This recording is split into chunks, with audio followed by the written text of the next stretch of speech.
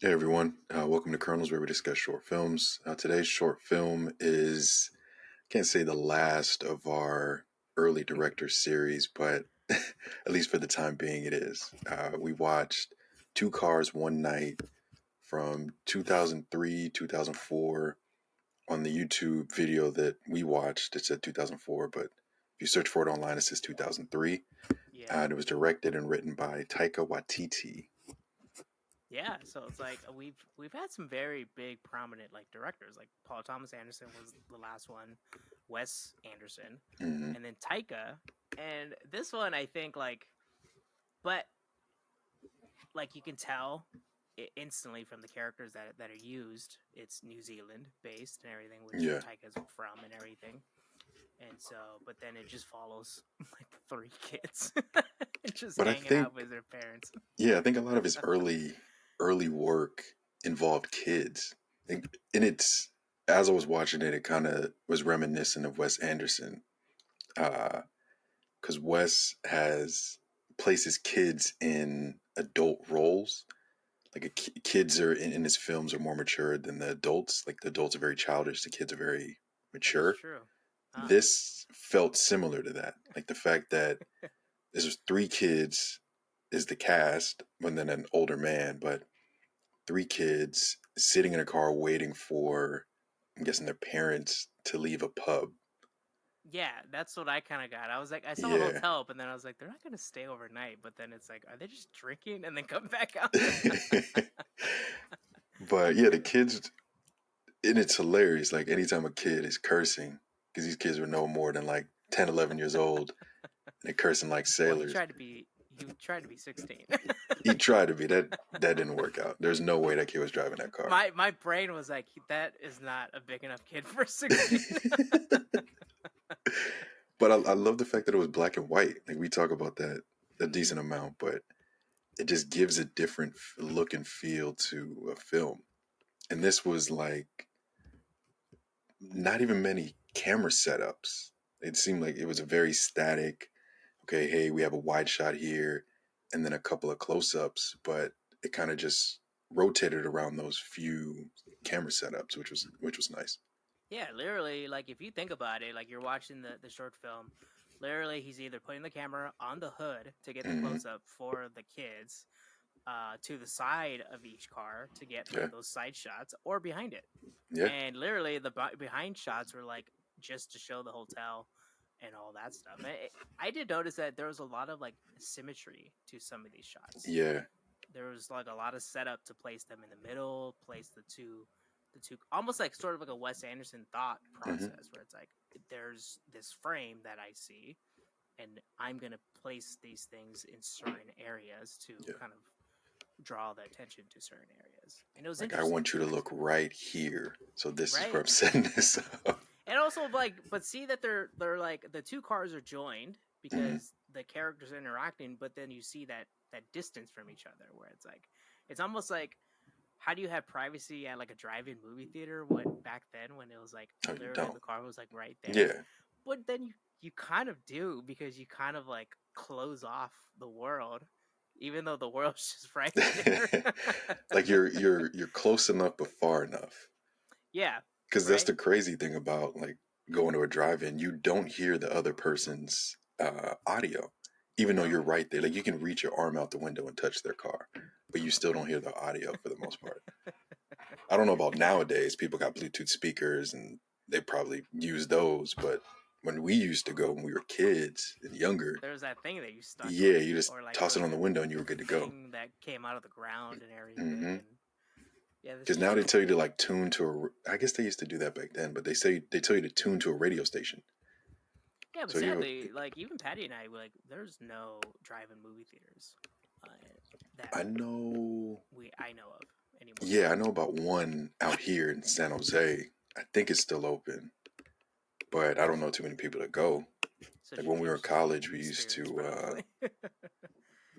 yeah, we used to hide people in the trunk when we were in college because we were broke. But I think that was still open. I don't know about since the pandemic, but I want to say it's still open. Yeah, but back to two cars one night. for me, when I was watching this, I was like, man, I kind of wouldn't bet that this was Taika. Hmm.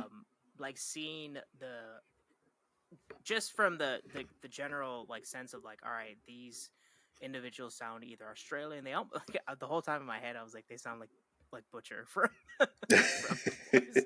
From the boys. It's a very young Butcher just trying to say he's 16. But I don't know. Like I was trying to like think back to like movies that Taika's done and everything Hmm. like and the Thor movie is one of them, but then also like Jojo Rabbit, and I'm trying to like see if some of that flavor, even his early stuff, the What We Do in the Shadows. I think he had another film. I think it was either a short or his first feature that I think relates to this Mm. because it's centered around a kid. I haven't watched it and I forget the name of it, but it's centered around like a kid, and it's actually the kid from Deadpool 2. He's in Oh, it, and I think they won awards for it. So I think that's the one that is very similar to this. mm. But yeah, if you compare it to outside of like the kids being in the film, if you try to compare it to Jojo Rabbit, there's not too many similarities other than kids acting like adults and the goofiness of that. Yeah, that's true. I guess it's like you can kind of like easily convey a story Hmm. in the through the imagery of two children basically just trying to like hang out and kill time Yeah, while like while they wait for their adults are parents. being stupid and Yeah, everything. and then they got to drive these kids home. Yeah. So the name of the film is Boys from 2010. Boys, I'm gonna have to watch it. Yeah, Yes, because it's like the Boy. whole time I was sitting That there, I was like, it's "Is it actually the kid?" different than the one I was thinking. So Boy is I think the one that he won awards for, and Mm, then there's also Hunt for the Wilder People. That's the one that has the kid from Deadpool 2. okay, Yeah. but yeah, so I was like, I don't know, it was very hard for me to like relate this to a lot of the movies that we see from Taika, or Hmm. even the TV shows and stuff with What We Do in the Shadows. But and I think that's like more of like we see it with Wes Anderson, where like the more you kind of gain a little bit more traction, you you have more liberty to do exactly what you want. Yeah. Where you're kind of trying to get some buy-in with these early stuffs. It's kind of like centered around the budget you get. Like True. early on, you're bootstrapping, trying to figure it out. So you're limited to what shots you can do and lighting and the cinematography as a whole. But then once you start getting that traction and people are like, oh, I'm interested in what this person is making, then you have some budget. You can kind of play around and do some do some things. I wonder if your cinematography is better when you don't have a lot of budget because you have to like You have to figure it finagle a out. lot of things. Yeah, Yeah, you it's have that to guerrilla like style.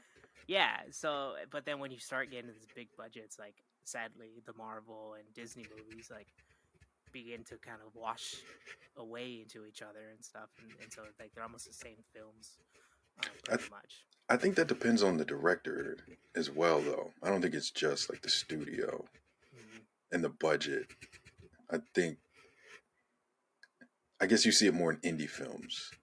Like indie films, they have more of a artistic style and look to them versus the big Hollywood budget films.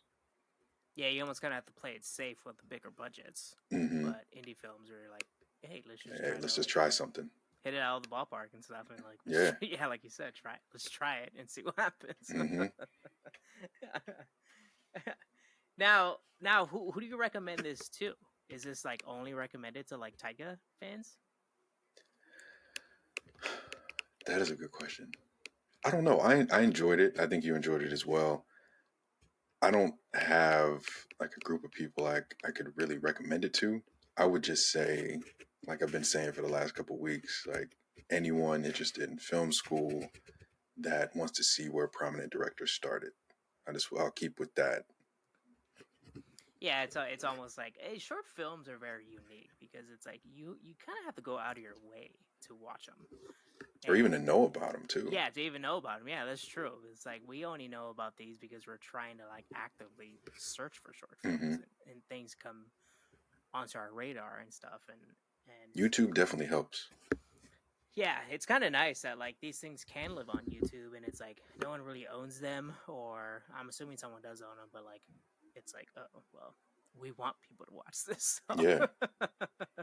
so yeah, it's kind of nice if you are interested in like shooting a quick 11-minute like black and white short film. You can kind of have this as like a resource to show. Like you don't need a lot of moving parts, you don't need a lot of like characters, you don't need a lot of this and stuff, and one location probably, and Hmm. it can be very cheap.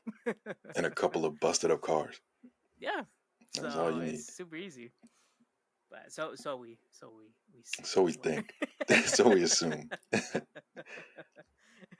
Yeah, I agree with you where it's like it's only, this is easy if you're going out of your way to like, I want to see where Taika started. Hmm. There's other ones like you just kind of said too, where it's like Taika has other short films or other projects that are like earlier in his, or like in his like early wheelhouse and stuff. So just to see like where things evolved and where are they now and stuff, and that's Yeah.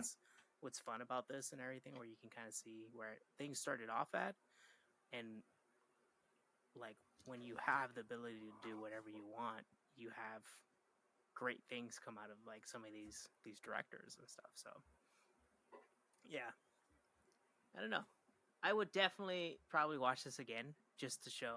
Patty didn't watch it with me, so probably just to show Patty. It's like, hey, this is like like Patty loves Taika Hmm. and everything that he does and stuff. So it's like, yeah, hey, if you like him, like let's watch this short film to like remind you of like where he came from and stuff. Yeah.